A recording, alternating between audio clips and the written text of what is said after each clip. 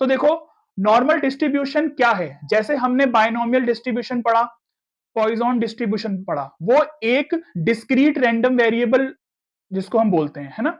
Normal distribution एक continuous है, हमें यहां पर एक इंटरवल दिया जाता है।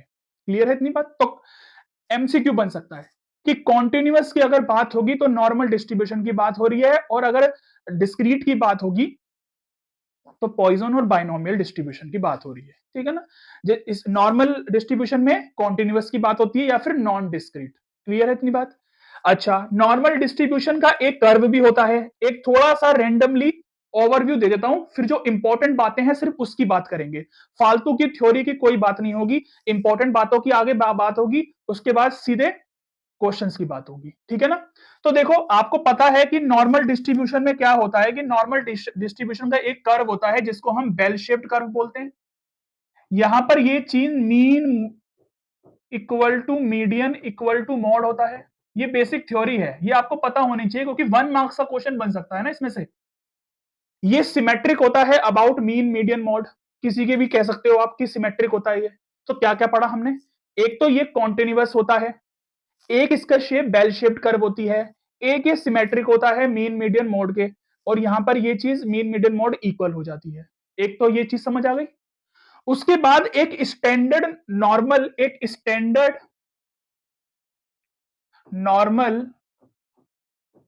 प्रोबेबिलिटी डिस्ट्रीब्यूशन, एक ये वर्ड आपको सुना होगा आपने।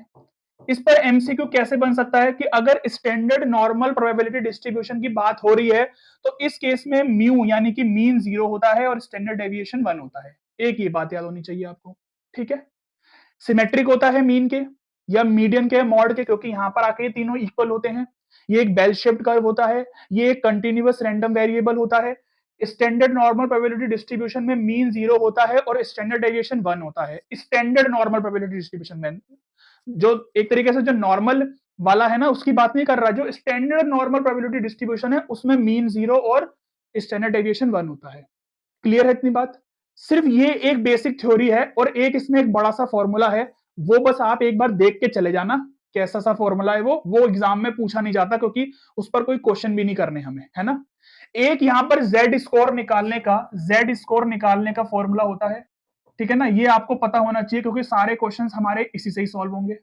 बाकी अभी मैं आपको डिटेल में बहुत क्वेश्चन करवाने वाला हूं, बिल्कुल बेसिक लेवल से लेके बिल्कुल हायर लेवल का क्वेश्चन करवाऊंगा कि बेसिक पढ़ोगे और 2 नंबर का, 3 नंबर का, 5 नंबर का कोई भी क्वेश्चन आ जाए आप सॉल्व करके आ जाओगे और यहीं से बनेगा क्वेश्चन। इतनी गारंटी दे रहा हूं, इतनी गारंटी दे रहा हूं कि जितने क्वेश्चंस मैं अब जितनी भी वीडियोस बना रहा हूं इनमें मैं जितने भी क्वेश्चंस करवा रहा हूं क्वेश्चन इसी में से बनेगा। ये गारंटी लिख के दे रहा हूं मैं, अपनी हर वीडियो में बोल रहा हूं मैं। तो ये कुछ बेसिक बातें हैं जो हमें याद रखनी है, बस इससे ज्यादा कुछ नहीं पढ़ना। अभी आगे कुछ बेसिक प्रॉपर्टीज करवा रहा हूं, सिर्फ वो याद रखना है बस, और कुछ नहीं याद रखना। ये समझ आ गया? अब देखो यहां पर मैंने ये चीज लगाई है जो कि हमारे काम की है, कुछ फालतू थ्योरी वगैरह नहीं लगानी है, काम की बातें पढ़ेंगे एग्जाम टाइम में बस। We need to calculate 3 types of properties. हम यहाँ पर 3 टाइप्स की प्रॉपर्टीज पढ़ते हैं, प्रोबेबिलिटीज पढ़ते हैं जो जो हमें कैलकुलेट करनी होती है। ये आपको अच्छे से समझ में आना चाहिए क्योंकि इसी से ही आगे आपको क्वेश्चन सॉल्व होगा आपका। अगर z यहां पर लेस देन z1 है तो लेस देन के केस में ये चीज एफ जेड वन ही रहती है, ये याद रखनी है आपको, ठीक है ना। ये चीज याद रखनी है कि लेस देन का केस है तब क्या होता है। लेस देन का मतलब ये हो गया कि अगर ये ग्राफ है, देखो मैंने साथ साथ में ग्राफ भी लगा लिया, आपको ग्राफ एग्जाम में नहीं आएगा, ठीक है ना। 1 मार्क्स में बनने को तो बना सकते हैं यार, बनने को तो 1 मार्क्स में तो कुछ भी बन सकता है, बट वैसे कोई बड़ा क्वेश्चन ग्राफ पे नहीं आता। बस आपको फिर भी समझ होनी चाहिए ग्राफ की कि अगर ये एक नॉर्मल कर्व बना हुआ है जो कि बेल शेप्ड कर्व है, यहां पर अगर हमने Z1 लिया है तो वो कह रहा है कि Z1 लेस देन, इससे लेस देन, इससे लेस देन, तो इससे लेस देन वाला जो एरिया होता है ना, जो एरिया होगा, क्योंकि यहां पर एरिया की ही बात हो रही है, ये एरिया ही होता है, तो यहां पर अगर उसकी प्रोबेबिलिटी की हम बात कर रहे हैं तो वो मेरा एफ जेड1 के इक्वल आता है। अब ये एफ जेड1 की वैल्यू हमें क्वेश्चन में गिवन होती है, आपकी बुक के पीछे जेड टेबल है, वहां से हम वैल्यूज निकाल सकते हैं, बट उसकी आपको टेंशन नहीं लेनी है। जैसे इन्फेरेंशियल स्टैटिस्टिक्स में टी टेस्ट में टी टेबल का आपको वैल्यू गिवन आएगी, वैसे इसमें वैल्यू गिवन आएगी, बट वैल्यू किस तरीके से गिवन आएगी वो हमें समझना है, वो मैं आपको क्वेश्चन में समझाऊंगा, क्योंकि मैंने यहां पर कुछ क्वेश्चन अपने पास से भी बनाए हैं, तो उसमें मैंने वैल्यूज गिवन दी हैं।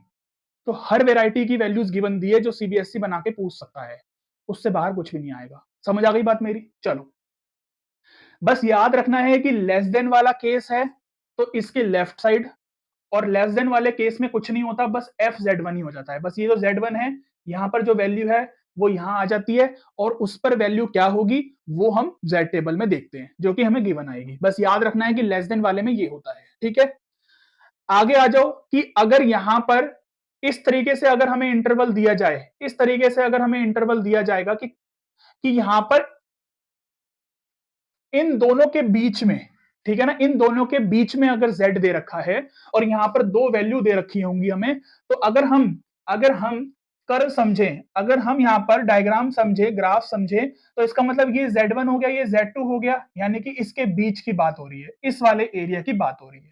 ठीक है ना, इस वाले एरिया की यहां पर बात हो रही है। ये कैसे निकालते हैं देखो, अब यहां पर समझने वाली बात ये है कि अब यहां पर बीच में जीरो होता है, ठीक है ना, यहां पर बीच में जीरो होता है, ये रहा जीरो, ठीक है ना, ये दिख रहा है ना कि ये बीच में यहां पर जीरो होता है। तो हमें ये पूरा एरिया लेना होता है, ये पूरा एरिया लेना है। तो हम यहां पर क्या करेंगे, हम यहां पर ये वाला एरिया लेंगे, ये वाला पूरा एरिया लेंगे, और ये वाला पूरा एरिया लेंगे, और उसको हम ऐड कर देंगे। ठीक है ना, यही तो है। तो बीच में जीरो होता है, तो यानी कि इससे लेके जीरो तक के बीच का एरिया और जीरो से लेके इसके तक के बीच का एरिया, इसको हम ऐसे भी लिख सकते हैं जो कि यहां पर लिखा हुआ है आपके आगे। ठीक है ना, ये रहा जीरो से लेके z1 का बीच का एरिया, ये रहा। क्योंकि यहां पर जीरो पहले क्यों लिखा है, z1 क्यों लिखा है, क्यों, उसका भी अभी रीजन बताऊंगा आगे। बस आप इसको ऐसे याद रखो कि जीरो से लेके z1 का एरिया और फिर जीरो से लेके z2 तक का एरिया को ऐड कर दो तो निकल के आ जाएगा। या दूसरा क्या है कि अगर इस तरीके से लिखा है तो आप इसको ऐसे लिखोगे F Z two minus F Z one, यानी कि ये वाला माइनस एफ जेड वन, इस पर जो वैल्यू निकल के आएगी ना उसको माइनस करना है। सब समझाऊंगा, क्वेश्चन में अच्छे से समझ में आ जाएगा। अभी बस मेरी बातें सुनते रहो ध्यान से, क्वेश्चन में और अच्छे से समझ में आएगा। तो याद रखना है कि अगर हमें बीच में दे रखा है कोई वैल्यू, देखो लेस देन के लिए तो समझ में आ गया हमें, ठीक है ना। अब अगर इस तरीके से दे रखा है तो या तो ऐसे लिख लो या फिर ऐसे लिख लो। अब वो डिपेंड करेगा कब क्या लिखना है, जो एग्जाम में हमें गिवन वैल्यू दे रखी होंगी ना उस पर डिपेंड करेगा कि हमें क्या लेके सॉल्व करना है। सॉल्व दोनों से हो जाएगा और दोनों से आंसर सेम आने वाला है। क्लियर है इतनी बात? चलो आगे आ जाओ। ग्रेटर देन के केस में, ग्रेटर देन के केस में अगर ग्राफ समझो तो देखो यहां पर z1 था, हमने लेस देन वाला एरिया ये लिया था, ये वाला एरिया पूरा लेस देन था, है ना, ये वाला एरिया पूरा लेस देन था। तो ग्रेटर देन वाला क्या हो जाएगा, ये वाला एरिया पूरा क्या था, ये वाला एरिया पूरा, ये वाला पूरा एरिया लेस देन वाला था, और ये वाला जो एरिया है ये ग्रेटर देन हो गया इस तरफ वाला। अब क्योंकि मैंने बताया था ना कि नॉर्मल डिस्ट्रीब्यूशन का जो कर्व होता है वो सिमेट्रिक होता है, सिमेट्रिक होता है। तो यहां पर जो ग्रेटर देन के लिए जो वैल्यू होगी ना वो हम ऐसे निकालेंगे, क्योंकि इसका पूरा जो पूरा एरिया होता है, जो पूरा इसका जो एरिया होता है, यानी कि एरिया से मतलब यहां पर प्रोबेबिलिटी, इस पूरे की प्रोबेबिलिटी वन से ज्यादा तो होगी नहीं, वन से ज्यादा तो प्रोबेबिलिटी नहीं होती ना, पढ़ा है ना ये तो आपने। तो वन में से अगर मैं माइनस कर दूं इसका लेफ्ट वाला एरिया, तो इसका मतलब ये वाला एरिया निकल के आ जाएगा, वही है, वही है। देख लो कि अगर ग्रेटर देन के केस में, ग्रेटर देन के केस में ध्यान से सुन लेना मेरी बात, ये इंपॉर्टेंट है चीजें। ग्रेटर देन के केस में अगर हमें ग्रेटर देन दे दिया तो वन में से माइनस करना है एफ जेड। एफ जेड मतलब यहां पर जो जेड है इसकी वैल्यू क्या होगी जेड टेबल में, वो निकाल के वन में से माइनस करना है, तो वो प्रोबेबिलिटी निकल के आएगी इसके ग्रेटर देन वाली। क्लियर होगी इतनी बातें? तो हमने यहां पर तीन बातें ध्यान रखनी है, अगर लेस देन का केस हो या फिर बीच का केस हो कि इस वैल्यू से बड़ा है और इस वैल्यू से छोटा है, उसमें क्या करना है हमें, और थर्ड केस ये है कि अगर ग्रेटर देन वाला केस आता है तब क्या करना है। ये तीन बातें ध्यान रखनी है, सारे क्वेश्चन इसी पर ही होंगे, सारे क्वेश्चन इसी पर ही बेस्ड है। क्लियर है? अब कुछ प्रॉपर्टी है बेसिक, इस पर एमसीक्यू क्वेश्चन आ सकता है, तो इस वजह से मैंने यहां पर ये प्रॉपर्टी लिखवा दी है आपको कि यहां पर अगर इंफिनिटी, एफ इंफिनिटी की बात करें तो उसकी वैल्यू वन होती है, ठीक है ना, उसकी वैल्यू वन होती है। क्लियर है?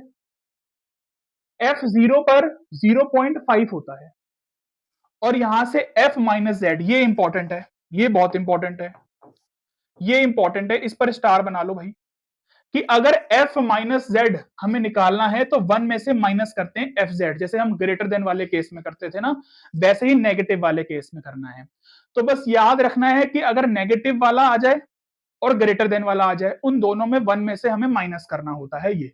तो ये इंपॉर्टेंट है। f0 की वैल्यू 0.5 होती है, ये आपको लर्न होनी चाहिए। f इंफिनिटी 1 होता है, ये तो बस एमसीक्यू में पूछ सकता है, बाकी इससे कोई लेना देना है नहीं, ठीक है ना। तो ये कुछ प्रॉपर्टीज हो गई जो आपको पता होनी चाहिए कि क्या होती है। 1 मार्क्स में क्वेश्चन पूछ सकता है, जैसे कि कुछ ऐसा पूछा भी गया था पहले कि वो कुछ ऐसे पूछा था कि इंटीग्रेशन में माइनस इंफिनिटी से इंफिनिटी एफ एक्स करके कुछ dx था, तो उसका आंसर 1 था। तो ये ऐसे करके कुछ प्रॉपर्टी बुक में लिखी हुई है आपकी, वो देख लेना आप, है ना। 1 नंबर में क्वेश्चन वो पूछ सकता है, बस और कुछ नहीं है। यहाँ पर जो इंपॉर्टेंट बातें हैं वो मैंने यहाँ पर सारी आपको करवा दी हैं बस। इसमें आपके 1 मार्क्स के क्वेश्चन भी कवर हो जाएंगे जो एमसीक्यू में बन सकते हैं, जो मैंने स्टार्टिंग में भी बेसिक बातें बताई। अब 2 नंबर का क्वेश्चन, 3 नंबर का क्वेश्चन, 5 नंबर का क्वेश्चन कैसा बनेगा, कैसे सॉल्व करना है, वो सारी बातें अब आगे मैं बताने वाला हूं, करने वाला हूं, ठीक है ना। तो बिल्कुल बेसिक से चलेंगे, बिल्कुल बेसिक से चलेंगे, ये सारी बातें याद रखना, ध्यान रखना। अब यहां पर देखो, यहां पर जो मैंने क्वेश्चन लगाए हैं ना, ये क्वेश्चन आपको सिर्फ बेसिक क्लियर करवाने के लिए बताया है। सिर्फ बेसिक क्लियर करवाने के लिए मैंने क्वेश्चन लगाया है कि हमें कैसे कैसे उसको सॉल्व करना है। Let z be a standard normal variate. अब यहां पर ये चीज z में ही हमें गिवन है, z में गिवन है, अभी फिलहाल z में गिवन है। तो अभी हमने पढ़ा है ना पीछे प्रॉपर्टी कि अगर इससे लेके इसके बीच में अगर हमें दे रखा होता है तो हम क्या करते हैं। दोनों तरीके से समझाऊंगा, या तो इसको ऐसे कर दो, या तो इसको ऐसे कर दो। कि कैसे करते हैं हम, पीछे वाले में से माइनस करते हैं, यानी कि f 2.2 पर जो वैल्यू होगी उसमें से माइनस करेंगे f माइनस 0.46 पर जो वैल्यू होगी, ठीक है। अब वो डिपेंड करेगा कि आपको एग्जाम में किस तरीके से वैल्यू गिवन है। यहां पर मैंने वैल्यू नहीं दी है, वो तो आपको क्वेश्चन में मिलेगी। मैं सिर्फ आपको समझा रहा हूं बेसिक कि कैसे सॉल्व करना है, ठीक है। ध्यान से सुनते रहो मेरी बात, बिल्कुल, क्योंकि ये चैप्टर भी बहुत इंपॉर्टेंट है। 10 नंबर का चैप्टर है, मैं बार बार कहता हूं सारे टॉपिक बहुत इंपॉर्टेंट है इसमें, चारों के चारों। तो अच्छे से पढ़ लो, चारों चैप्टर, चारों टॉपिक पर अलग अलग से वीडियो डाल दी है और बहुत अच्छे अच्छे इंपॉर्टेंट क्वेश्चंस करवाए हैं। सीधे f2.2 की वैल्यू आप क्वेश्चन में देख सकते हो, ठीक है ना। वैसे तो आपको बुक में -0.46 की वैल्यू भी मिल जाएगी गिवन, बट अब याद रखो कि मैंने यहां पर बताया था कि अगर माइनस में f ये हो तो 1 में से माइनस करते हैं एफ जेड। ये अगर मैं यहां लगा दूं तो ये चीज बन जाएगी 1 माइनस एफ जेड, ठीक है ना। एफ जेड यानी कि वही वैल्यू 0.46, ठीक है ना, 0.46। तो इस तरीके से अब एग्जाम में मान लो आपको f 0.6 की वैल्यू गिवन आई, तो आप कहोगे कि हम क्या रखें, यहां तो माइनस में है, तो आप इसको कन्वर्ट कर सकते हो 1 में से माइनस करके, सॉल्व करोगे वैल्यू निकल के आ जाएगी, ठीक है ना। एक मेथड तो ये हो गया, ठीक है। इसी को ही अगर मैं दूसरी तरीके से लिखूं तो इसको मैं ऐसे लिखूंगा कि p जीरो से यहां पर इक्वल टू भी लगा सकते हो और नहीं भी लगाना चाहते तो मत लगाओ, क्योंकि यहां पर नॉर्मल डिस्ट्रीब्यूशन वाले चैप्टर में नहीं भी लगाओगे तो भी कोई दिक्कत नहीं है। यहाँ पर लेस देन और लेस देन इक्वल का मतलब एक ही होता है, ऐसे ग्रेटर देन और ग्रेटर देन इक्वल का मतलब एक ही माना जाता है यहाँ पर। तो यहां पर ये चीज ऐसे लिख दो। देखो अब मैंने यहां पर क्या किया है, मैंने यहां पर ये नहीं करा कि यहां पर -0.46 से 0 लिखा हो, नहीं नहीं, क्योंकि मैंने आपको समझाई है अभी ये वाली बात कि वो सिमेट्रिकल होता है, कि अगर वो लेफ्ट हैंड में जितना ग्राफ होगा ना वो उसका ही राइट में होगा उतना ही, ठीक है ना। तो ये चीज याद रखनी है कि अगर 0 से 0 पॉइंट अगर इस तरीके से है तो हम इसको ऐसे लिखेंगे, याद रखना है हमें, हम इसको ऐसे लिखेंगे। बात आ गई समझ में, बात आ गई समझ में, कैसे ग्राफ से अगर समझना चाहते हो समझो। देखो ये चीज ऐसे है, अगर यहां पर ये 0 है तो एक्चुअल में -0.46 तो यहां होगा और 2.21 यहां होगा, ठीक है ना। तो अगर देखा जाए तो हमें इस एरिया की बात करनी है, इस एरिया की बात करनी है, बट हम इसकी जगह पर क्या करेंगे कि इसका ये नेगेटिव ना लेके इसकी पॉजिटिव वाली साइड लेंगे 0.46, ठीक है ना, ये वाला लेंगे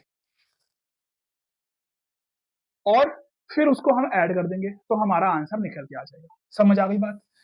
अगर ग्राफ नहीं समझ में आ रहा तो कोई टेंशन नहीं है, सीधे वैल्यू समझो कैसे निकालनी है बस। तो इस तरीके से आप वैल्यू निकालोगे और साथ में फिर ऐड कर दोगे इसको कि किस तरीके से, इसका नेक्स्ट वाला एरिया, या तो इसको ऐसे लिख लो, क्योंकि अब देखो ना एग्जाम में हो सकता है वैल्यू ऐसे गिवन आए, इस तरीके से और इस तरीके से वैल्यू गिवन आएगी आपको एग्जाम में।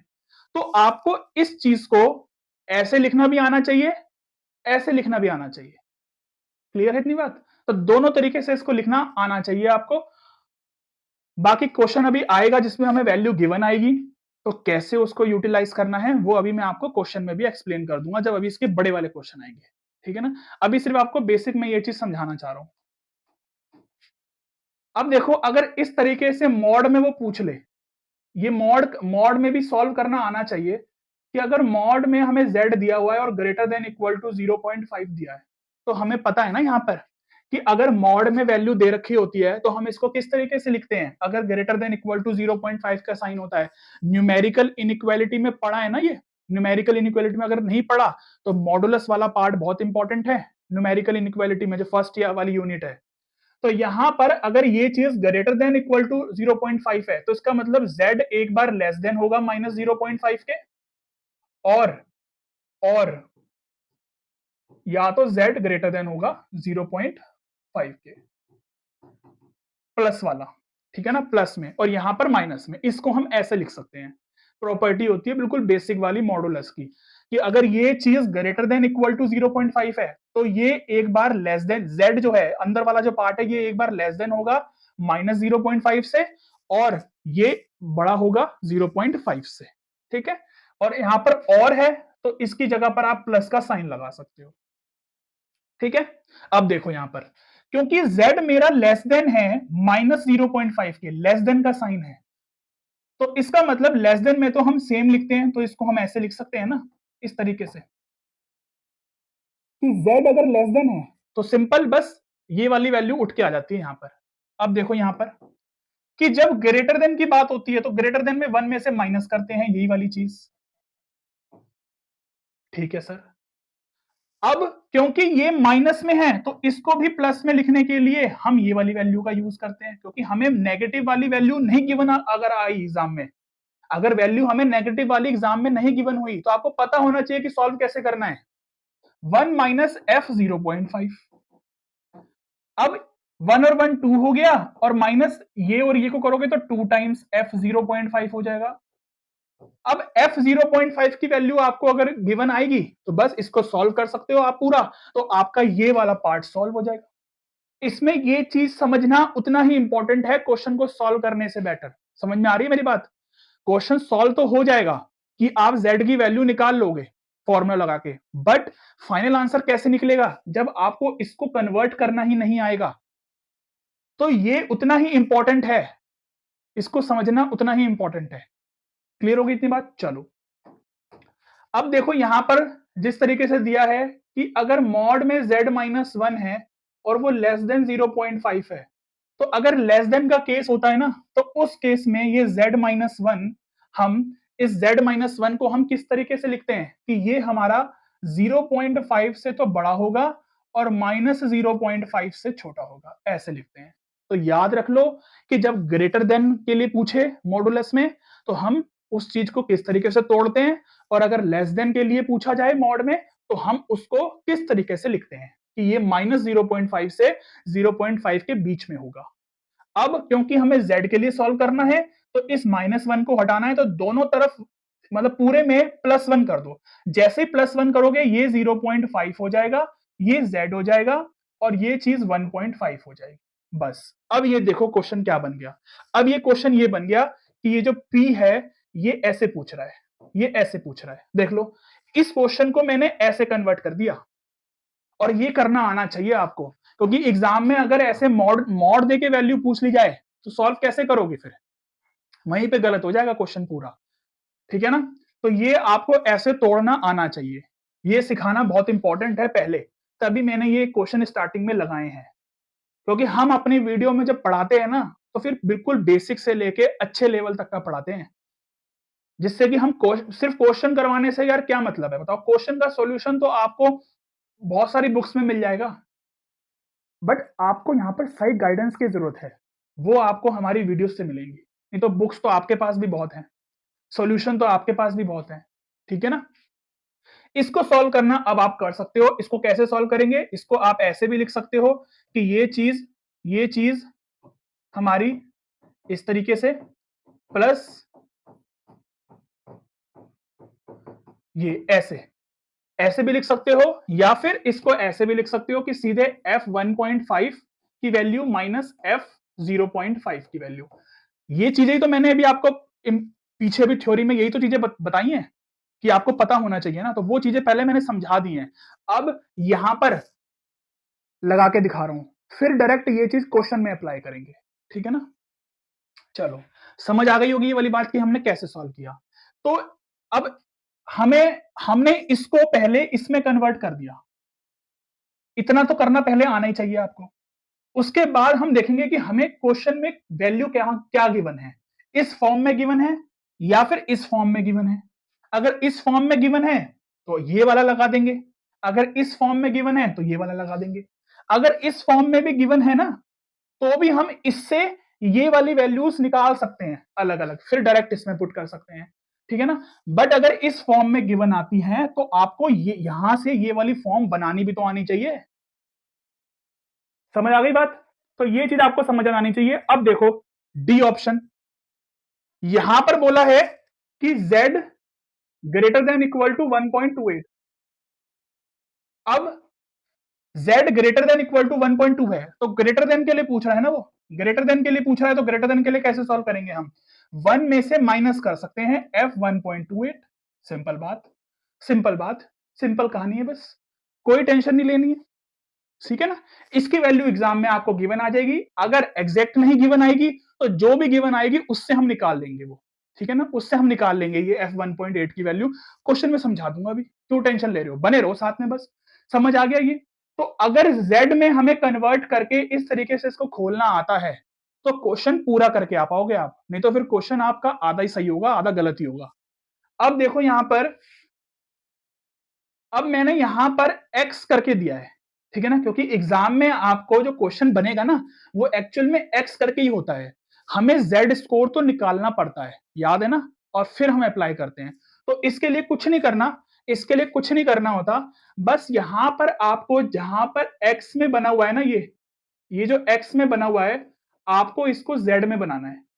तो एक बार x 26 लेके सॉल्व करो, z निकालो, उसके बाद एक बार x 40 लेके सॉल्व करो, z निकालो, ठीक है ना।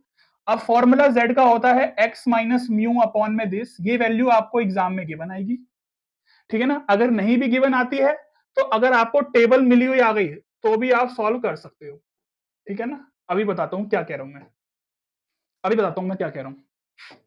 तो यहां से वैल्यू आ गई 4/5, ठीक है ना, 4/5 को आप पॉइंट में निकाल लो तो आपको वैल्यू मिल जाएगी z की, क्लियर हो गई इतनी बात, हाँ जी। अच्छा अच्छा अच्छा, ये तो वैल्यू हमारी x की ना, x की वैल्यू तो 26 थी, म्यू की वैल्यू 30 है, तो ये माइनस में ये आ गया, इसको पॉइंट में भी निकाल लेंगे हम तो वो सॉल्व हो जाएगा। अब इसको सॉल्व करेंगे तो 40 माइनस 30 अपॉन में 5, तो यहां से z आ जाएगा 10 अपॉन में 5, यानी कि z की वैल्यू आ गई 2, ठीक है। तो अब 4/5 को अगर हम सॉल्व करें तो कितना आएगा, 0.8, 0.8 आएगा ना, 0.8 ही तो आएगा, हाँ 0.8 आएगा। तो अब हमें p माइनस 0.8 से 2 तक जाना है, इसकी वैल्यू निकालनी है, देखो कन्वर्ट कर लिया। आपको इस तरीके से अगर एग्जाम में दिया जाएगा, मतलब आपको इस तरीके से बनाना है x लेके, फिर आपको z में कन्वर्ट करना है, फिर आपको बस वैल्यूज पे जाना है, जो हमें गिवन आएगी उससे हमें वैल्यूज निकालनी है, और कुछ नहीं करना। आ गई मेरी बात समझ में? बोलो, क्लियर हो गई इतनी बात? तो ये चीज आपको समझ में आनी चाहिए, बहुत सिंपल है इसको सॉल्व करना भाई, वही हो गया ना, बस ये f2 माइनस में f माइनस 0.8, बस ये माइनस में है तो इसको भी 1 माइनस f 0.8 में कन्वर्ट करके निकाल लो, खत्म कहानी। ये इतनी सी बात मैं समझाना चाह रहा हूं, अगर ये समझ में आ रही है तो बढ़िया बात हो जाएगी, क्वेश्चन पूरा सॉल्व करके आओगे, फिर पूरे मार्क्स मिलेंगे क्वेश्चन में, कुछ कटेगा नहीं, ठीक है ना, ये चीज समझाना चाह रहा हूं मैं। नेक्स्ट क्वेश्चन भी देखो, x ग्रेटर देन 45 है, z निकाल लो, फिर उसके बाद z में ग्रेटर देन का केस है तो 1 में से माइनस कर दो।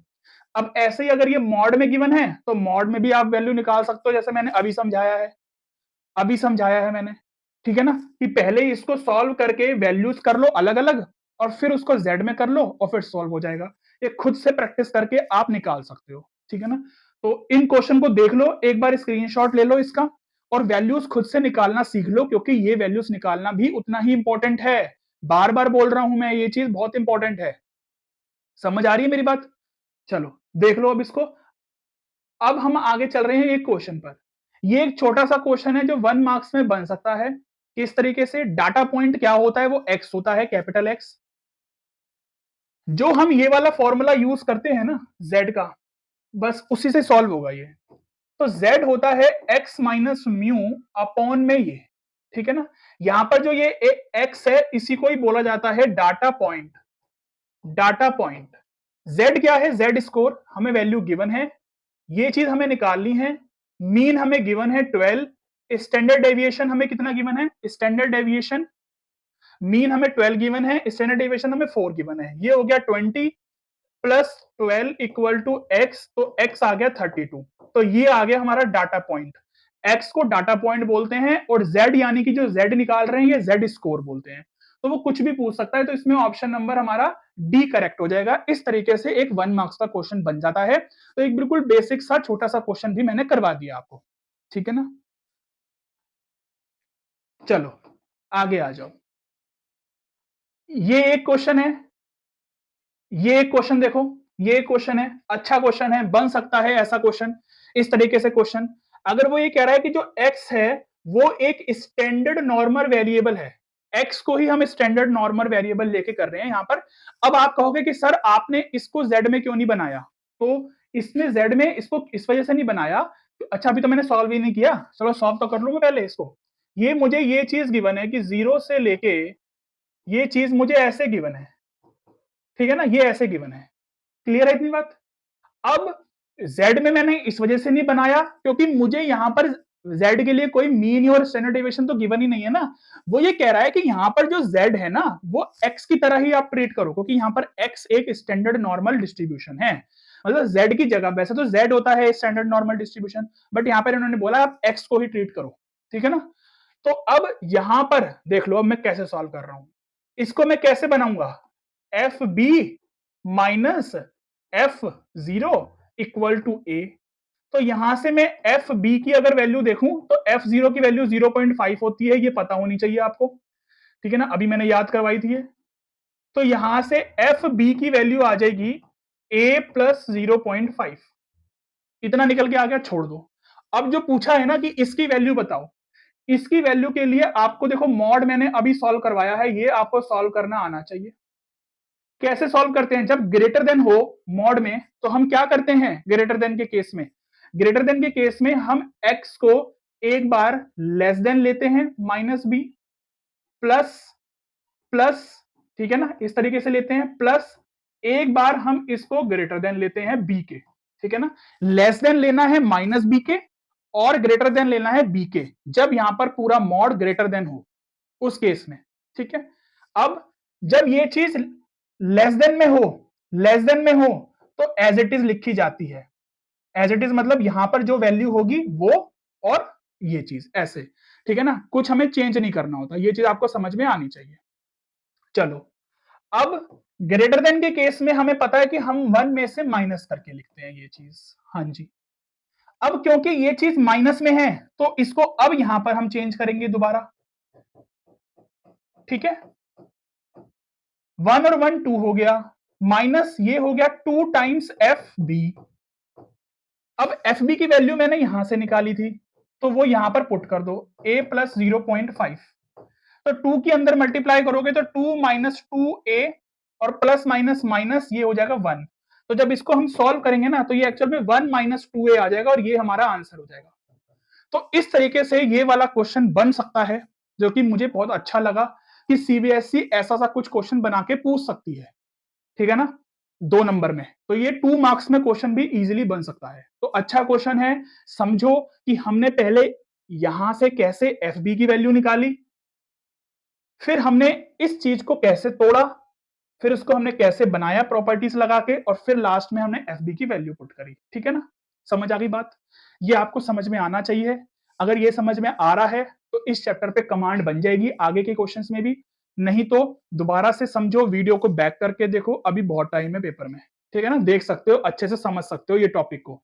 हल्के में बिल्कुल मत लेना प्रोबेबिलिटी को, मैं बार बार बोल रहा हूं, प्रोबेबिलिटी को हल्के में मत लो। चलो नेक्स्ट क्वेश्चन देखो, बहुत अच्छा क्वेश्चन है ये। x is a normal variable with mean this, standard deviation this. Find the value of b such that the probability of the interval this is this. Given है ये, देखो इस तरीके से वैल्यू गिवन आ गई। अब इस तरीके से अगर वैल्यू गिवन आएगी तो हमें कैसे यूज करना है। सबसे पहले हमें मीन और स्टैंडर्ड डेविएशन गिवन है। अब देखो एक बात सुन लो जरा, अगर मीन और स्टैंडर्ड डेविएशन आपको एग्जाम में ऐसे नहीं गिवन आता, तो इस तरीके से आ सकता है कि मान लो आपको ऐसे टेबल बना के दे दी जाए, ठीक है ना, ऐसे करके आपको टेबल बना के दे दी जाए, उसके बाद आपसे वो वैल्यू पूछ लेगा कुछ, ये एक्स होगा और यहां पर कुछ भी हो सकता है, ईयर्स या कुछ भी कह सकते हैं इस तरीके से। तो नॉर्मल म्यू निकालने का फॉर्मूला वही करोगे कि इन सब का सम करना है, हमें सम करना है, ठीक है ना, और नीचे नंबर ऑफ ऑब्जर्वेशंस, वही जैसे हम फॉर्मूला लगाते हैं मीन का। और स्टैंडर्ड डेविएशन निकालने के लिए ये वाला फॉर्मूला यूज करोगे आप, ठीक है ना। तो अगर नॉर्मल प्रोबेबिलिटी में, नॉर्मल डिस्ट्रीब्यूशन वाले चैप्टर में अगर मीन और स्टैंडर्ड डेविएशन आपको नहीं गिवन आता, और अगर इस तरीके से टेबल आती है, तो आप मीन और स्टैंडर्ड डेविएशन खुद निकाल के फिर क्वेश्चन सॉल्व कर सकते हो, ठीक है ना। ये भी आपको चीज पता होनी चाहिए। चलो यहां पर z निकालेंगे सबसे पहले, और फॉर्मूला जरूर लिख के आना एग्जाम में, क्योंकि आधा नंबर आपको इसी से मिल जाएगा। तो यहां पर देखो, सबसे पहले क्या पूछा है, इस चीज की इंटरवल की प्रोबेबिलिटी पूछी है। यानी कि मैं यहां पर लिख लेता हूं एक्चुअल में क्या पूछा है, 25x और b, ये चीज ऐसे, ये चीज की वैल्यू पूछ रहा है वो, इस चीज की वैल्यू वो पूछ रहा है, ठीक है ना।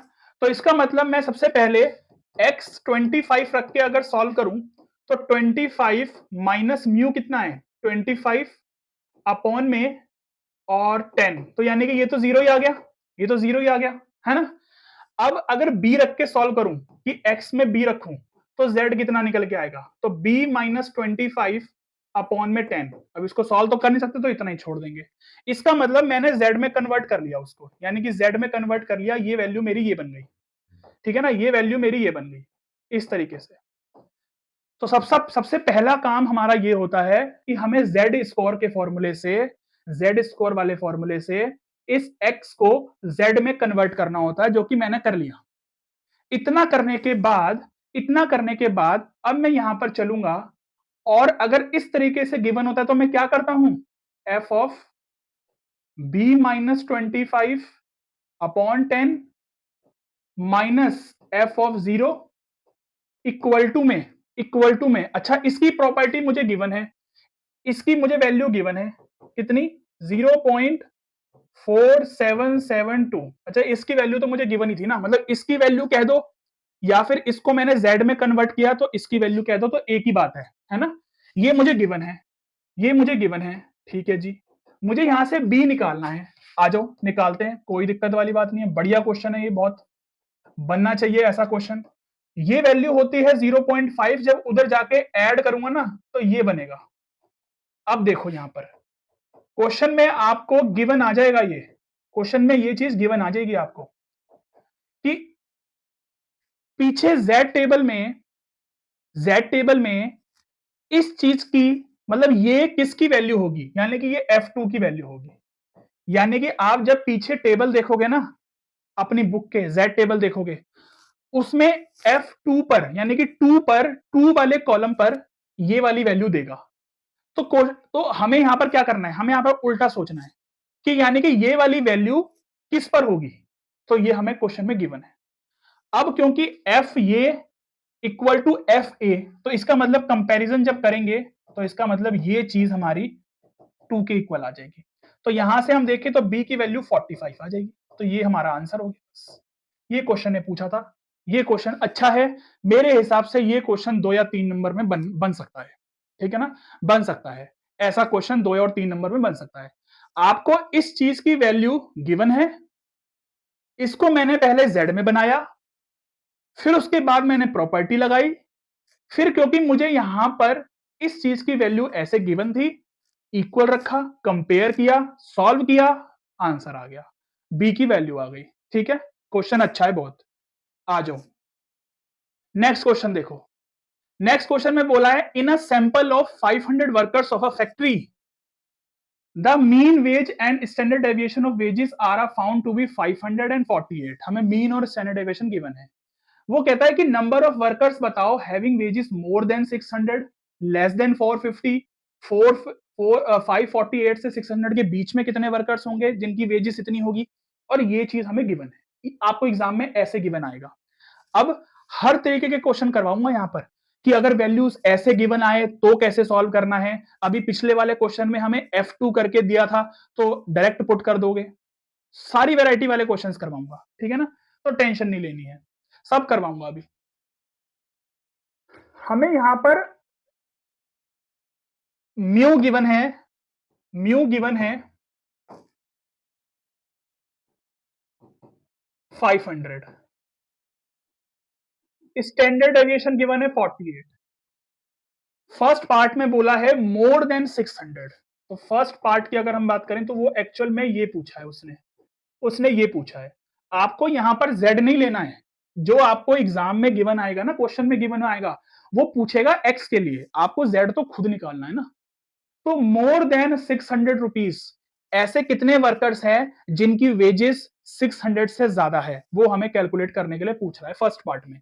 तो सिंपल यहां पर सबसे पहले तो हम x को 600 रख के z निकालेंगे, तो यानी कि यहां पर आ जाएगा कितना, 600 माइनस 500 अपॉन में 48। तो यहां से जो वैल्यू आएगी वो 100 अपॉन में 48 आएगी, और इसको सॉल्व करेंगे तो कितना आएगा, मैं कर रहा हूं कैलकुलेटर से सॉल्व, जिससे कि मुझे क्वेश्चंस करवाने हैं अभी बहुत सारे, टाइम बच जाए मेरा, बस इस वजह से, ठीक है ना, सिर्फ इस वजह से मैं यहां पर कैलकुलेटर की हेल्प ले रहा हूं। तो 100 डिवाइड बाय 48 यानी कि 2.08, 2.08, देखो यहां से भी आपको हिंट मिल गई होगी, 2.08 ये रहा, इतना आ गया। तो इसका मतलब मैंने यहां पर इसको z में बना लिया, साइन नहीं चेंज करना, साइन यहां पर अगर ग्रेटर देन है तो ग्रेटर देन ही लगाना है। अब यहां पर प्रॉपर्टी पर आ जाओ, प्रॉपर्टी याद करो कि जब ग्रेटर देन होता है तो ग्रेटर देन वाले केस में हम 1 में से माइनस करते हैं ये चीज, ठीक है ना, ये चीज माइनस करते हैं हम। क्लियर है इतनी बात, ग्रेटर देन वाले केस में हम ये काम करते हैं। अब सर इसकी वैल्यू कहां से निकल के आएगी, सर यहां पर क्या ये चीज इसकी वैल्यू है, नहीं, नहीं, ये गलती नहीं करनी है, ध्यान से सुन लो मेरी बात। ये F2.08 की जो वैल्यू है ना, वो कैसे निकालोगे, आप इसकी हेल्प से निकालोगे। सर कैसे निकालेंगे, आओ समझाता हूं कैसे, मैं यहीं पे निकाल के दिखा रहा हूं, फिर मैं रफ कर दूंगा। अगर आप इस चीज को सॉल्व करते हो तो ऐसे ही तो सॉल्व करते हो, F2.08 minus F0 equal to 0.4812, ये चीज इसके इक्वल दे रखी है, तो हमने भी वही करा, बस इस वाली चीज में हमने अपनी प्रॉपर्टी लगा ली। अब यहां से अगर मैं देखूं तो इसकी वैल्यू 0.5 होती है, F0 की वैल्यू याद रख लो 0.5 होती है। जब ये उधर जाके मैं ऐड करूंगा ना, तो ये ऐड करते ही ये 0.9812 बन जाएगा, है ना, 9.18 ही बनेगा ना, 9812, 0.4812 में 0.4812 प्लस 0.5, हाँ ठीक है, निकल के आ गई, देख लो F2.08 की वैल्यू, वो यहां पर पुट कर दो, वो यहां पर पुट कर दो, यहां पर पुट कर दो और 1 में से माइनस कर दो तो आपका आंसर आ जाएगा। तो यानी कि 0.0188, 0.0188 ये आ गया आपका प्रोबेबिलिटी। समझ आ गई कि वैल्यू कैसे निकालनी है। अगर एग्जैक्ट f 2.08 की वैल्यू नहीं गिवन आती तो अगर ऐसे गिवन आती है तो कैसे निकालना है। समझ आ गई बात? हाँ जी। अब क्या करना है आपको? अब सिर्फ आपको नंबर ऑफ वर्कर्स बताने हैं जिनकी वेजेस 600 से ज्यादा है। तो हमने ये 600 से ज्यादा वालों के लिए तो सॉल्व करा था। तो बस इस केस में नंबर ऑफ वर्कर्स कितने हो जाएंगे जिनकी वेजेस हमारी 600 से ज्यादा है। तो बस 500 की मल्टीप्लाई करनी है हमें इस आंसर से, 0.0188 से। 500 कहां से आया? 500 वर्कर्स हमें क्वेश्चन में गिवन है। तो यहां से इसकी मल्टीप्लाई कर लेते हैं 500 से, यानी कि 9.4 आ रहा है। तो हमें 9.4 नहीं छोड़ना, हमें एक्चुअल में इसको इसमें छोड़ना है। क्यों? क्योंकि नंबर ऑफ वर्कर्स पॉइंट में तो नहीं हो सकते ना। तो 9 इसका आंसर हो जाएगा। तो 9 वर्कर्स ऐसे होंगे जिनकी वेजेस 600 से ज्यादा होगी। सेकंड पार्ट, सेकंड पार्ट में बोला है ऐसे कितने हैं जिनकी वेजेस लेस देन 450 है। बस इसको भी वैसे ही सॉल्व करना है, z रख के सॉल्व कर दो। बताओ समझ आ रही है मेरी बात कि मैं क्या बोल रहा हूं कि कैसे सॉल्व करना है इसको? तो ये आ गया 50 अपॉन में -50 अपॉन में 48। ठीक है ना? जब इसको सॉल्व करेंगे तो पॉइंट में कितना आएगा? 1.04, 1.04। ठीक है ना? इसका मतलब मैंने z में बना लिया इसको। तो z में बनाते ही मेरा ये आ गया। अब क्योंकि लेस देन है तो लेस देन के केस में मुझे कुछ नहीं करना होता। मुझे पता है कि बस f पर 1.04 की वैल्यू ही पता करनी होती है। वो कहां से आएगी? वो यहां से आएगी, वो यहां से आएगी। देखो इसको भी जब सॉल्व करेंगे तो f 1.04 minus f0 equal to में 0.3508। इसकी वैल्यू 0.5 होती है, उधर जाके ऐड हो जाएगी तो f 1.04 की वैल्यू निकल के आ जाएगी कितनी? 0.8508। बस यहां पर पुट कर दो 0.8508। हो गया सॉल्व। तो इस तरीके से भी अगर अगर वैल्यू गिवन आती है एग्जाम में तो कैसे सॉल्व करते हैं, कैसे निकालते हैं, ये समझ में आना चाहिए आप। हाँ जी, आगे समझ। चलो अब इसमें भी अगर हमें निकालना है नंबर ऑफ वर्कर्स तो इस वाले केस में भी हम नंबर ऑफ वर्कर्स कैसे निकालेंगे? नंबर ऑफ वर्कर्स कैसे निकालेंगे? 500 को मल्टीप्लाई कर देंगे 0.8508 से। ठीक है ना? इसके भी मल्टीप्लाई कर दो। चलो करते हैं, आ जाओ। 500 मल्टीप्लाई 0.8508 यानी कि 425.4 यानी कि हमें वही 425 वर्कर्स लेने हैं। तो 425 वर्कर्स ऐसे होंगे जिनकी वेजेस 450 से कम हैं। सोचो। चलो थर्ड पार्ट आ जाओ। एक क्वेश्चन देख लो, पूरा मैं आपको करवा रहा हूं, पूरा क्वेश्चन करवा रहा हूं मैं आपको बढ़िया से। अब बोला है बिटवीन, यानी कि इस तरीके से पूछा है 548 से 600 के बीच में। ठीक है, 600 के लिए तो मैंने अभी सॉल्व कर ही लिया था z। तो 548 के लिए निकाल लेता हूं कि अगर ये 548 है तो कितना आएगा। यानी कि यहां से आ जाएगा आपका z की वैल्यू कि 548 माइनस 500 अपॉन में 48। तो यानी कि z यहां से 1 आ जाएगा। तो यानी कि जो p आ गया वो 1 से लेके कहां तक आ गया? 2.08। बस यहां पर देखो f 2.08 माइनस f1। अच्छा f1 की वैल्यू भी हमें एग्जाम में गिवन आएगी, यहां नहीं गिवन है। ठीक है, क्वेश्चन में मैं लिखना भूल जाऊंगा बट कोई बात नहीं। f1 की वैल्यू भी आपको मिल जाएगी जैसे आपको बाकी सबकी वैल्यू मिल गई। तो f1 की वैल्यू भी मिल जाएगी और ये तो हमें पता ही है वैल्यू, हमने यहां पर अभी पुट करी थी ना, ये रही वैल्यू, ये रही। बस दोनों को माइनस करोगे, आंसर जो भी आंसर आएगा उसको फिर दोबारा से 500 से मल्टीप्लाई करोगे, आंसर आ जाएगा आपका। ठीक है ना? तो ये एक फुल फ्लैज क्वेश्चन हो गया जो कि इजीली 3 नंबर में या 5 नंबर में भी बन सकता है। बनने को तो मूड मूड की बात है सीबीएसई की, है ना? चलो अच्छे से देख लो क्वेश्चन को, प्रैक्टिस करके जाना कि कैसे हमें वैल्यूज निकालनी है क्वेश्चन में कुछ नहीं, कुछ कुछ कुछ बातें बस ध्यान रखनी है, गलती नहीं करनी। और कैलकुलेशन करते समय गलती नहीं करनी क्योंकि आपको वहां पर कैलकुलेटर नहीं मिलने वाला। ठीक है? नेक्स्ट क्वेश्चन में देखो, नेक्स्ट क्वेश्चन देखो, ये भी एक पीवाईक्यू ही है कोई।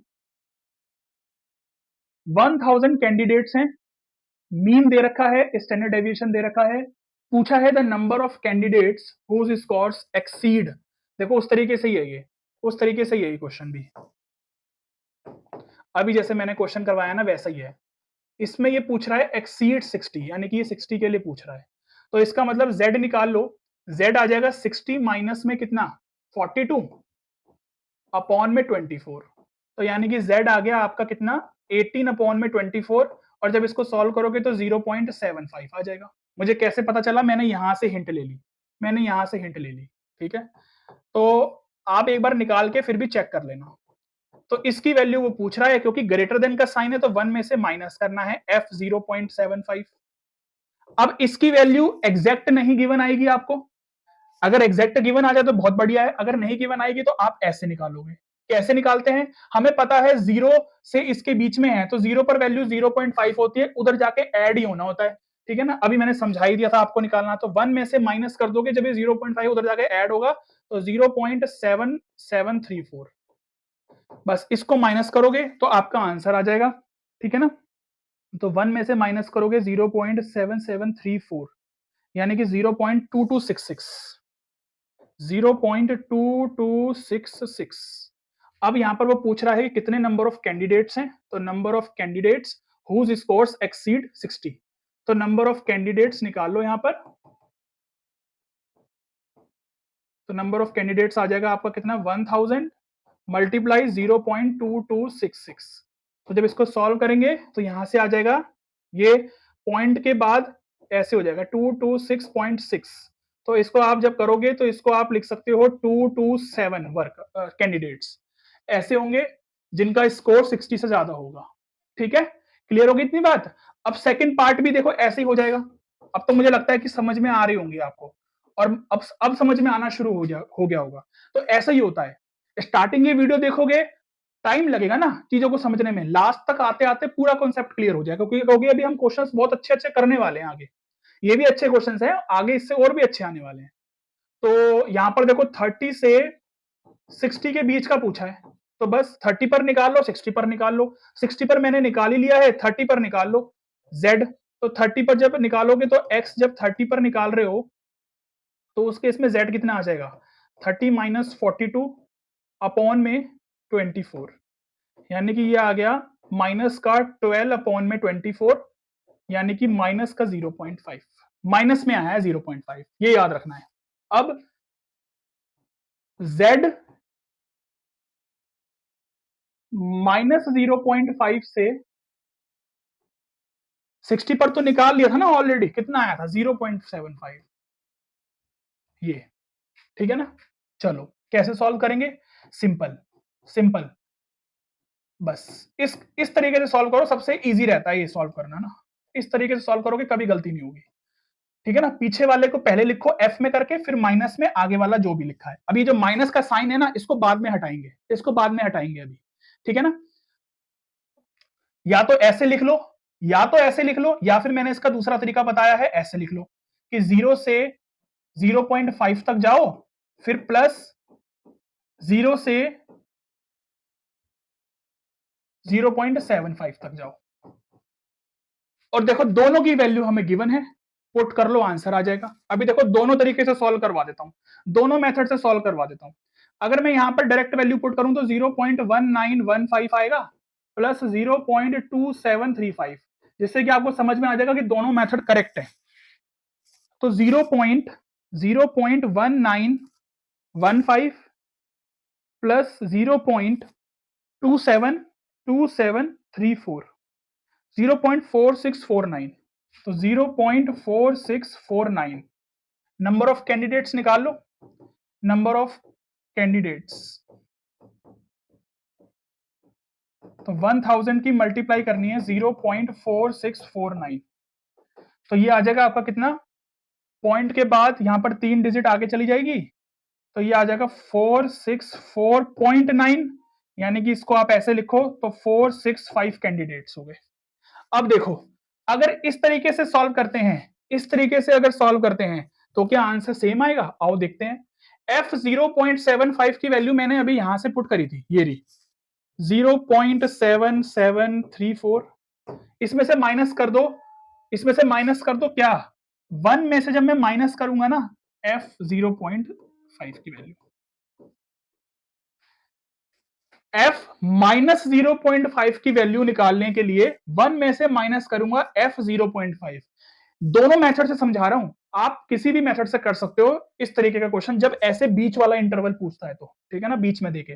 अब ये f 0.5 की वैल्यू कैसे निकल के आएगी? देखो ऐसे ही कि यहां पर, जब यहां पर 0 पर वैल्यू जो आएगी वो इधर जाके ऐड होगी ना, तो जब ऐड होगी तो f 0 पर वैल्यू 0.5 होती है, वो जब यहां पर ऐड होगी तो 0. ये -1 हो गया और ये माइनस माइनस प्लस, तो f 0.5 की वैल्यू कितनी आ गई?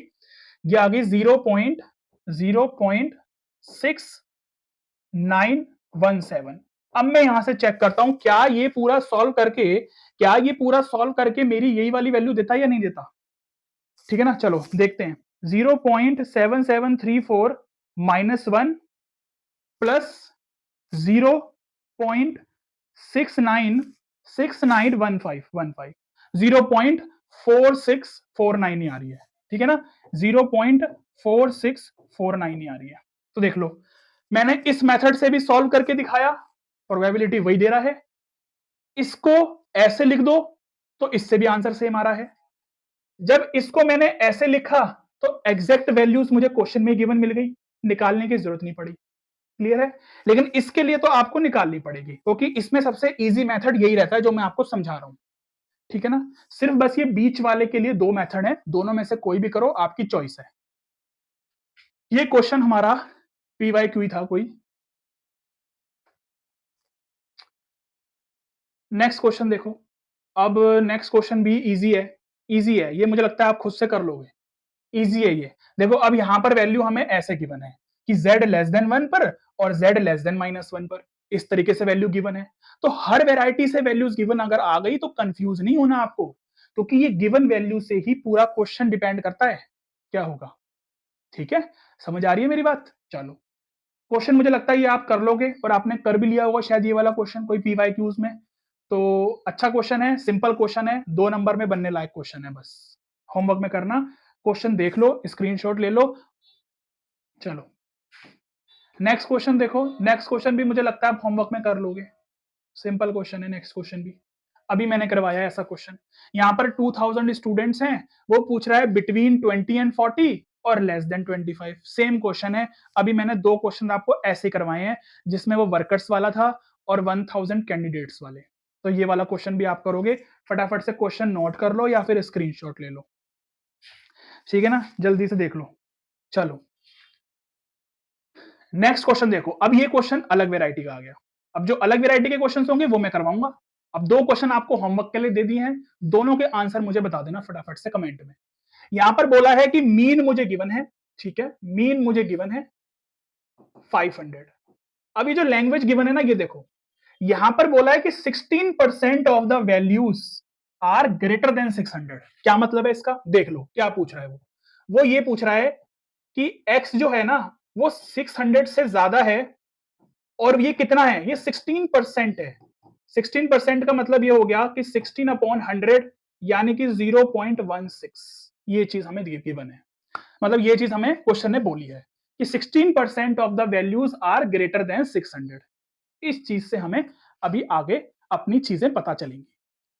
वो कह रहा है कि स्टैंडर्ड डेविएशन निकाल के दिखाओ। वाह जी वाह, क्या पूछ लिया। अब यहां तो टेबल भी नहीं दे रखी हमें, तो क्यों हम स्टैंडर्ड डेविएशन वाला फॉर्मूला लगा देते? नहीं, अब यहां तो ये जो गिवन है ना, इससे होगा सॉल्व। चलो आओ, सबसे पहले यहां पर क्या करेंगे हम अपना z ही निकालेंगे। हम अपना z को कन्वर्ट करेंगे। z को कैसे कन्वर्ट करते हैं कि 600 माइनस 500 अपॉन में स्टैंडर्ड डेविएशन, तो हमें गिवन ही नहीं है तो हम ऐसे रखेंगे। ऐसे सॉल्व करते हैं ना? अरे ऐसे सॉल्व करते हैं नहीं करते हैं मुझे बता दो। यही तो सॉल्व करते हैं हम, x को z में बनाते हैं, बना लिया, बस इसको इक्वल रख दो 0.16 के, इतना काम कर लिया, ठीक है। नई वैरायटी का क्वेश्चन है ये। चलो अब हमें पता है कि जब ग्रेटर देन वाला केस होता है तब हम 1 में से माइनस करते हैं और इसको ऐसे लिखते हैं, ठीक है। तो इसको 100 अपॉन में ये लिख सकते हैं हम, हाँ जी, इतना काम अगर समझ में आता है तो बढ़िया बात है। इसको उधर भेजो, इसको इधर भेजो, या जैसे मर्जी कर लो। तो इसको जब सॉल्व करेंगे ना तो ये एक्चुअल में ये हो जाएगा, ये उधर जाके माइनस ही तो होगा, तो 0.84 आ जाएगा। इतनी बात समझ आ गई? कुछ भी नहीं करा मैंने नया काम, कुछ भी नहीं करा, बिल्कुल सेम तरीके से ही क्वेश्चंस करवाऊंगा।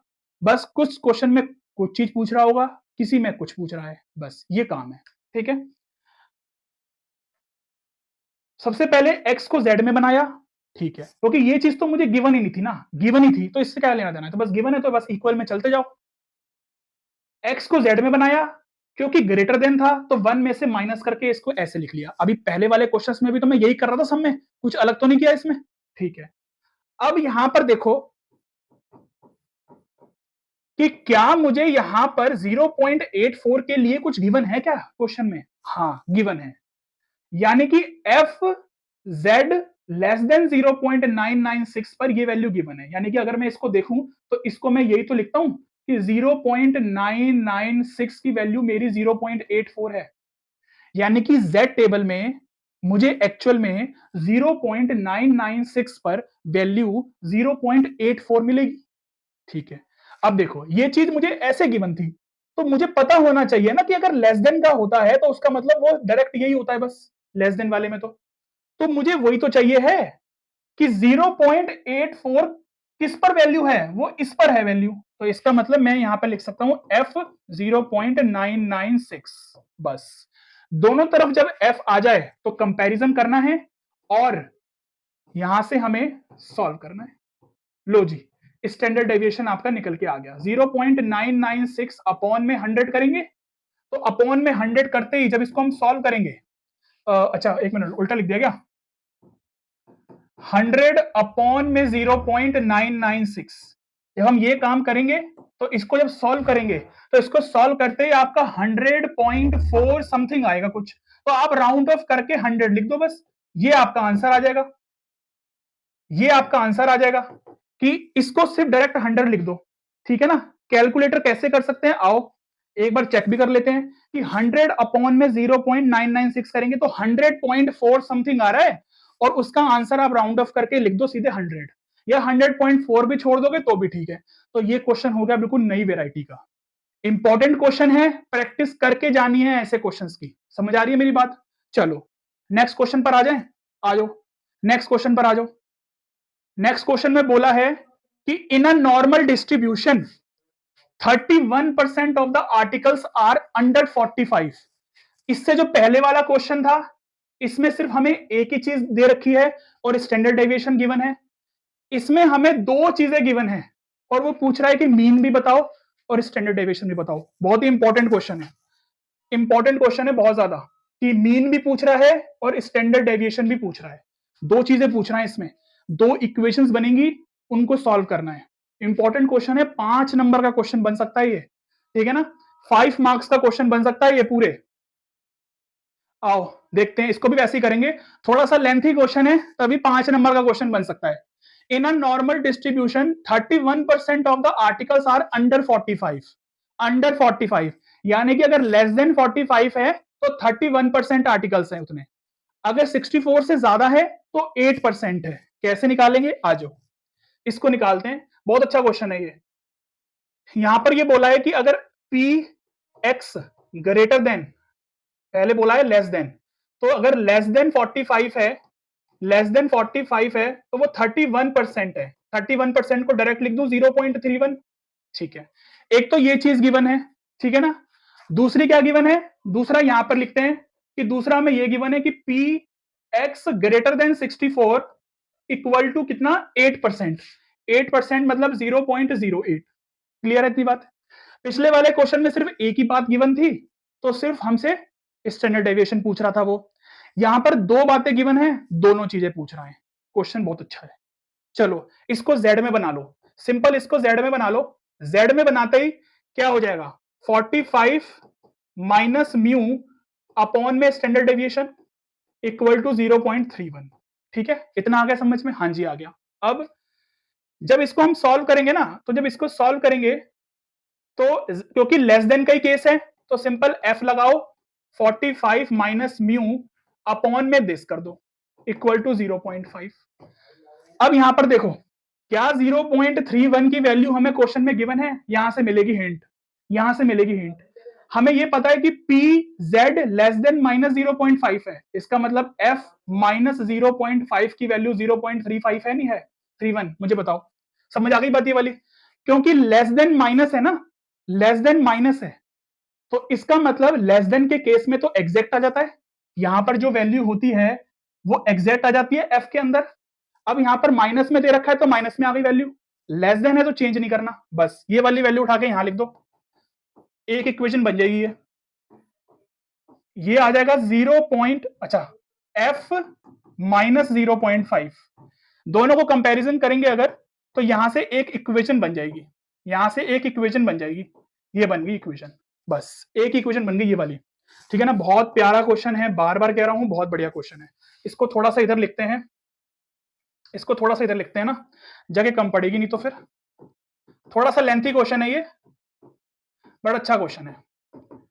तो ये आ गया एफ 45 माइनस म्यू अपॉन में this equal to F minus 0.5, और ये आ गया 45 माइनस म्यू अपॉन में दिस इक्वल टू माइनस 0.5। अब इसको सॉल्व करेंगे, अब इसको सॉल्व करेंगे, आ जाओ, इसको जब सॉल्व करेंगे तो यहां से क्या बनेगा, z greater then 45 minus 64 minus mu upon में दिस इक्वल टू 0.08, क्योंकि ग्रेटर देन है तो वही है, 1 में से माइनस कर दो, 1 में से माइनस कर दो, हाँ जी बिल्कुल बात सही है। इसको उधर भेजो, इसको इधर भेजो, एक ही बात है, क्योंकि दोनों इक्वल में ही रखने हैं हमें, तो जैसे मर्जी लिख लो। जब इसको हम करेंगे तो 0.92 आ जाएगा। क्या हमें ऐसा कुछ गिवन है? हाँ, कुछ कुछ तो गिवन है, कुछ कुछ तो गिवन है। देखो यहां पर ये भी लेस देन में गिवन है, तो इसका मतलब f 1.4 की वैल्यू ही तो गिवन है 0.92, और हमें वही तो चाहिए है कि 0.92 की जगह f में क्या वैल्यू होगी, बस वही लिखनी है हमें, बस हमें वही लिखनी है। अगर आपको ये क्वेश्चन समझ में आ रहा है तो फटाफट से लाइक कर दो, बहुत प्यारा क्वेश्चन है, बार बार बोल रहा हूं, बहुत बढ़िया क्वेश्चन है। अगर एग्जाम में टपक गया ना, एग्जाम में क्वेश्चन टपक गया तो बेटा याद करोगे, याद करोगे ये वाली बात कि सर आप कहते तो सही हो यार। चलो 64 माइनस म्यू, क्योंकि लास्ट टाइम वाले हमारे बच्चे में जितने हमसे पढ़े हैं ना भाई साहब, 90% से ज्यादा पेपर हमारा पढ़ाया हुआ आया है, ठीक है ना। चलो ये बन गई आपकी सेकंड इक्वेशन, ये बन गई फर्स्ट इक्वेशन, ये बन गई सेकंड इक्वेशन। क्या करें दोनों को सॉल्व करने के लिए, क्योंकि इस तरीके के क्वेश्चन को सॉल्व करने के लिए हम यहां पर डिवाइड करते हैं, फर्स्ट इक्वेशन और सेकंड इक्वेशन को डिवाइड करते हैं यहां पर। चलो आ जाओ डिवाइड करो, डिवाइड करना है हमें, तो 64 minus mu upon this equal to, divide करना है ना, तो पूरा लिख लो ऐसे, 1.4, तो इससे ये कट गया, क्रॉस मल्टीप्लाई करवा दो तो 45 minus mu into 1.4 equal to 64 minus mu minus 0.5, ठीक है ना। इसको सॉल्व करो, जैसे ही इसको सॉल्व करोगे ना तो म्यू की वैल्यू निकल के आ जाएगी आपकी। अब मैं कैलकुलेशन नहीं करवा रहा, कैलकुलेशन आप खुद करोगे, मैं सिर्फ आपको बताऊंगा यहां पर कि आंसर क्या आ रहा है, ठीक है ना, कि आंसर कितना आएगा, कि मैं डायरेक्ट म्यू की वैल्यू लिख रहा हूं बस यहां पर, क्रॉस मल्टीप्लाई करना, इसकी मल्टीप्लाई इसमें, इसकी मल्टीप्लाई इसमें, इसकी मल्टीप्लाई इसमें, इसकी मल्टीप्लाई इसमें, नॉर्मल सॉल्व करोगे म्यू की वैल्यू 50 आ जाएगी।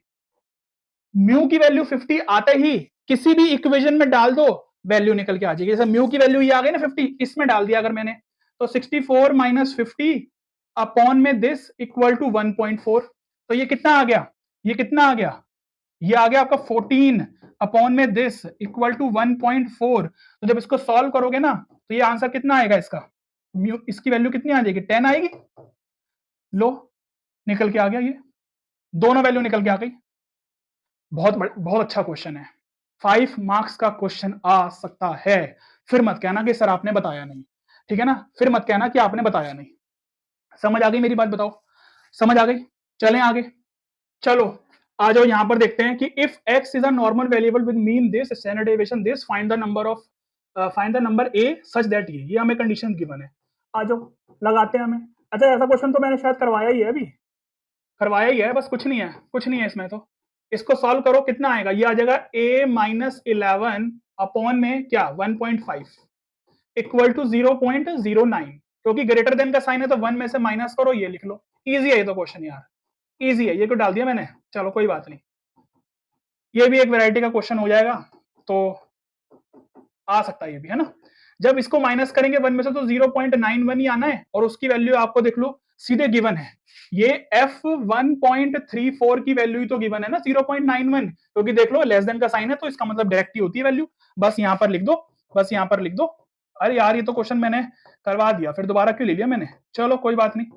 1.34 तो बस यहां से a की वैल्यू निकालने के लिए बोला है। देखो हर वैरायटी के क्वेश्चन कर लिए, यहां पर ये वाली वैल्यू भी निकालनी सीख ली, अगर मीन नहीं है तो वो भी निकालना सीख लिया, अगर स्टैंडर्ड डेविएशन नहीं है तो वो भी निकालना सीख लिया, सारी वैरायटी के क्वेश्चन कर लिए। अगर सब कुछ गिवन है तो सिंपल सिंपल वैल्यूज पूछ रहा है तो वो भी निकालनी सीख ली, वर्कर्स कितने होंगे ये भी निकालना सीख लिया, इस तरीके वाले क्वेश्चन भी कर लिए।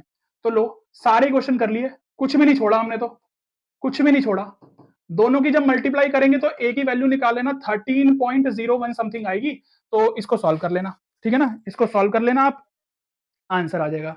लास्ट क्वेश्चन रह गया, बस लास्ट क्वेश्चन रह गया। 500 स्टूडेंट्स हैं, एवरेज स्कोर 1800 है, स्टैंडर्ड डेविएशन 200 है, राम ने स्कोर किया है 700 मार्क्स आउट ऑफ 1000, ठीक है। How does Ram compare to his batchmates in the district, Ram को कंपेयर करना है अपने बैचमेट से, तो कैसे कंपेयर करें, कैसे कंपेयर करें, ठीक है ना। और राम ने स्कोर किया है 700 आउट ऑफ 1000 पूरे डिस्ट्रिक्ट में, तो कैसे पता चलेगा कि राम जो है किससे कितना बेटर है, आओ पता करते हैं, आओ पता करते हैं। हम यहां पर ये पता करने लगे हैं कि राम का जो स्कोर है ना, मतलब कितने ऐसे बैचमेट्स हैं जिनका स्कोर 700 से कम है, जिनका स्कोर 700 से कम है, चलो पता करते हैं।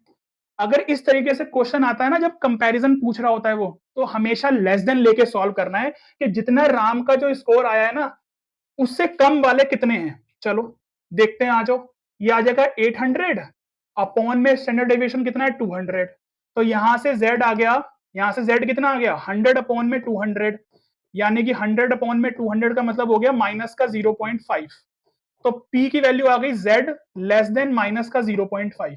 अब देखो यहां पर पहली बात यह है कि लेस देन का केस है तो ठीक है, लेस देन का केस है ना, तो यहां पर अगर लेस देन है तो एज इट इज रहते हैं, एज इट इज रहती है, तो f माइनस का 0.5, क्योंकि यहां पर माइनस का साइन है तो 1 में से माइनस कर दो f 0.5, ठीक है ना। ये वैल्यू कहां से निकल के आएगी, ये वैल्यू यहां से निकल के आएगी, ये भी देख लो कि अगर मुझे 0.5 की वैल्यू चाहिए है, तो अगर यहां पर मुझे ऐसे गिवन है तो क्या करते हैं 0.5 माइनस 0.f0, और f0 की वैल्यू 0.5 होती है, वो उधर जाके ऐड हो जाएगा, ठीक है ना। अभी समझाया था, अभी तो करवाया है यार ऐसा क्वेश्चन, तो यानी कि यहां से 1 में से अगर मैं माइनस कर दूं वैल्यू कितनी आ जाएगी, ये नहीं आएगी वैल्यू, इसमें 0.5 ऐड करेंगे, कौन सा वाला, क्योंकि f 0.5 की वैल्यू निकालने के लिए f0 की वैल्यू 0.5 जो होती है वो ऐड कर रहे हैं।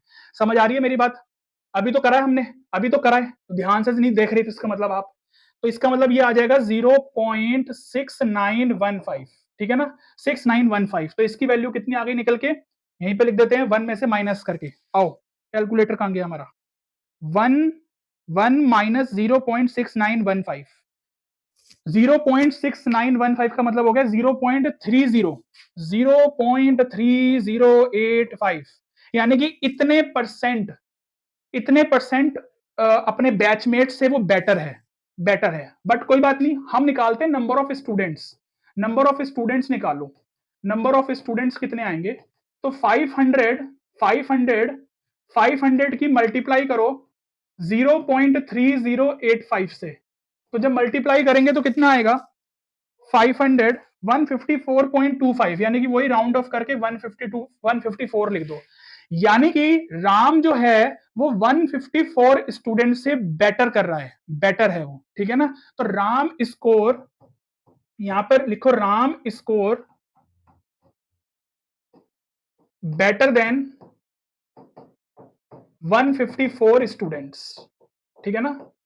यानी कि हम ये भी कह सकते हैं कि इसको अगर मैं परसेंटेज में बनाऊं तो 30.85 आएगा, यानी कि 30.85% स्टूडेंट से बेटर किया है राम ने, या फिर उसमें निकाल दो कि राम ने जो स्कोर किया है वो बेटर किया है, 154 स्टूडेंट से बेटर स्कोर किया है राम ने।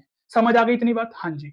सेकंड पार्ट में देखो, सेकंड पार्ट में ये बोला है कि सेकंड पार्ट में हमें how much did Sita score, Sita ने कितना स्कोर किया है, अगर उसने परफॉर्म किया है 44.83% बेटर अपने बैचमेट से। क्वेश्चन देख लो, उल्टा पूछा है।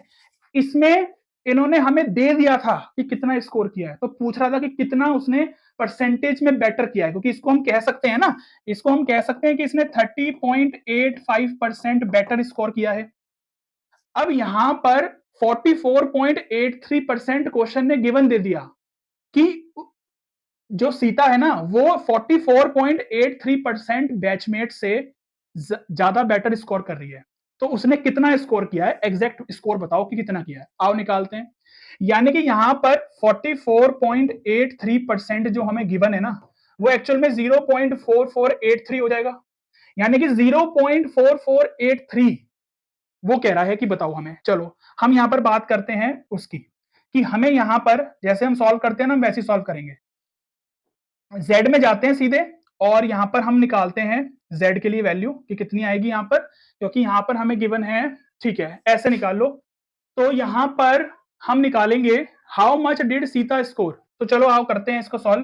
तो यहां पर हम लिखेंगे कितना, एक्स सी लिख दो यहां पर, तो एक्स सी लिखो ना कि एक्स माइनस म्यू, म्यू कितना है, म्यू म्यू म्यू 800 है। ठीक है, अपॉन में 200, ठीक है ना, अपॉन में 200। इसको हम इक्वल लिखेंगे किसके, इसको हम इक्वल लिखेंगे, यहां पर देखो लिखा ही हुआ है सीधे सीधे कि 0.4483 है, तो 0.4483 आ गया ये। ठीक है ना, ऐसे लिखना है हमें। अब क्योंकि लेस देन ही है तो इसको ऐसे लिख दो, बस कोई दिक्कत वाली बात नहीं है, ऐसे लिख दो इसको। अब इस पर वैल्यू कितनी है देख लो, माइनस में 0.13 है, साफ साफ गिवन तो है कि 0.4483 की वैल्यू एफ में कितनी आएगी, एफ में कन्वर्ट करके कितनी आएगी बताओ, एफ में कन्वर्ट करके कितनी आएगी, तो माइनस का 0.13 तो आएगी, बस लिख दो। तो यहां से x निकाल लो, x क्या है, वो वही तो स्कोर है। तो इसका मतलब ये आ जाएगा 200 मल्टीप्लाई माइनस 0.13 प्लस 800। तो यहां से जब सॉल्व करोगे तो x कितना आएगा, आओ जरा करते हैं। 200 मल्टीप्लाई 0.13, 0.13 कितना आ गया, माइनस का 26 आ गया, और प्लस में 800। तो जब इसको सॉल्व करोगे तो ये आ जाएगा आपका कितना, 774 आएगा, 774 ही आएगा ना, हाँ 774। तो यानी जो सीता ने जो स्कोर किया है ना, तो Sita score 774 marks, 774 marks out of 1000, out of 1000। ठीक है ना, इस तरीके से वो क्वेश्चन पूछ रहा था। इस बार उसने हमें ऐसे दे दिया तो x पूछ लिया, इसमें उसने हमें x दे दिया था तो वो परसेंटेज में वैल्यू पूछ रहा था। इस तरीके का क्वेश्चन भी इंपॉर्टेंट है, तो करने का तरीका वही है जो हमने बाकी सारे क्वेश्चंस में किया है। बहुत ही अच्छा क्वेश्चन है ये भी केस स्टडी में बन सकता है, या 3 नंबर में भी बन सकता है, 5 नंबर में भी बन सकता है, क्योंकि क्वेश्चन बहुत अच्छा है। ठीक है ना, क्योंकि इतने इजी क्वेश्चन जब सीबीएसई ने 5 नंबर में बनाए हैं, तो हो सकता है कि कुछ हटके भी सीबीएसई इस बार बना सकता है। तो इस वीडियोस में बहुत सारे ऐसे क्वेश्चंस हैं जो हटके करवाए हैं मैंने, और ये आएंगे किसी ना किसी पेपर में आएंगे। फिर मत कहना मेरे से आप ये वाली बात कि सर आपने करवाया नहीं, मैंने तो सब करवाया है। ठीक है।